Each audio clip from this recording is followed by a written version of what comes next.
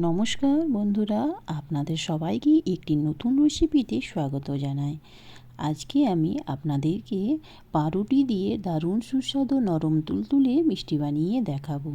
ভিডিওটা ভালো লেগে থাকলে আমার চ্যানেলটাকে সাবস্ক্রাইব অবশ্যই করবেন, একটা লাইক দিবেন আর কমেন্ট করবেন আপনাদেরকে এই রেসিপিটি কেমন লাগলো।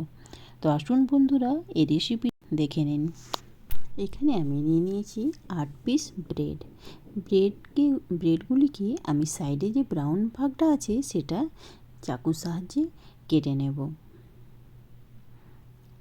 এটা কেটে বাদ দিয়ে দেব। চারপাশে ঘুরিয়ে ঘুরিয়ে এই ব্রাউন ভাগটা আমরা বাদ দিয়ে দেব। দেখুন এইভাবে বাদ দিয়ে দিয়েছি। এখন আমরা মধ্যিখানে এইভাবে কেটে 4 পিস করে নেব।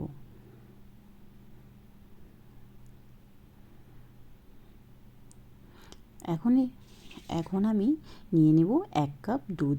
দুধের সাহায্যে ভালোভাবে পাউরুটিটা হাতে এইভাবে ভালোভাবে মেখে নেব। একটু একটু করে এর মধ্যে দুধ অ্যাড করব আর ভালোভাবে এটা মেখে একটি ডো রেডি করে নেব। দেখুন এভাবে একটি ডো রেডি হয়ে গেছে। এখন একে আমি 10 মিনিটের জন্য রেস্টে রেখে দেব। আর এদিকে আমি চিনির চাশনি তৈরি করে নেব। এর জন্য আমি নিয়ে নিয়েছি 1 কাপ চিনি আর আমি নিয়ে নেব এখানে 1 কাপ জল। ভালোভাবে এটাকে আমি চিনিটা যাতে ভালোভাবে মিক্স হয়ে যায়, এর মধ্যে আমি দিয়ে দিলাম 3টি এলাচ। আপনি চাইলে এর মধ্যে এলাচ গুঁড়ো অ্যাড করতে পারেন। আর আমি দিয়ে দেব 1 চুটকি কালার অপশনাল আছে, আপনারা দিতেও পারেন, না তো এটা স্কিপ করতেও পারেন। দেখুন আমার চাশনিটা রেডি হয়ে গেছে। এভাবে আঙুল দিয়ে দেখে নেব চাশনিটা একতারের হয়েছে কি না। চাশনিটা রেডি হয়ে গেছে। এখন আমি প্যানের মধ্যে তেল গরম হওয়ার জন্য দিয়ে দিয়েছি। তেলটাকে আমি মিডিয়াম গরম করব, বেশি হাই গরম করব না।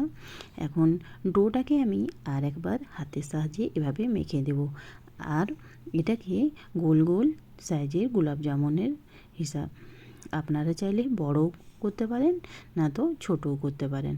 ঠিক আমি এভাবে মিডিয়াম সাইজের এগুলোকে এভাবে করে নিচ্ছি।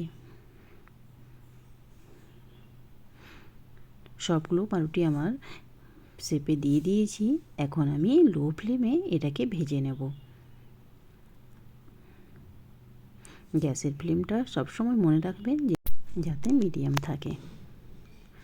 ভালোভাবে ঘুরিয়ে ঘুরিয়ে এগুলোকে আমি ব্রাউন ফ্রাই করে নেব। দেখুন গোলাপ জামুনগুলো আমার ব্রাউনভাবে ফ্রাই হয়ে যাচ্ছে। চারপাশে এভাবে ঘুরিয়ে ঘুরিয়ে চারপাশটাই যেমন ভালোভাবে কালারে ফ্রাই হয়ে যায়।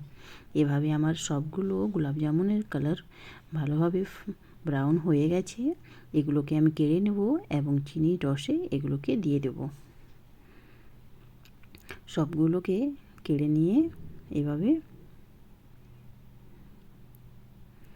এখন আমি চিনির রসে এগুলোকে অ্যাড করব।